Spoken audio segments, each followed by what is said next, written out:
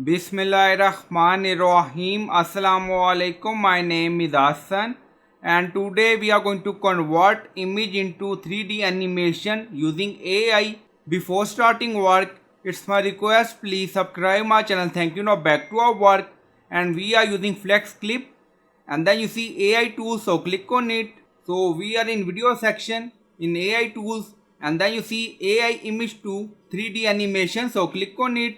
So we are going to upload an image to generate 3D animation, so click on upload image. So we select this image, so this is our image and then you see animation style, vertical, horizontal, circle. Now you see, so you can select according to your requirement and then you see intensity, duration, you can select and then you see return and then you see reverse. If you want you can enable this, so it's up to you. And then you see zoom left, center, dolly, direction. So you can do setting according to requirement. Now select vertical again and then click on export. Now you see 480p, 720, 1080. So we select 480p video and then click on export. Now exporting video. Now you see exported successfully.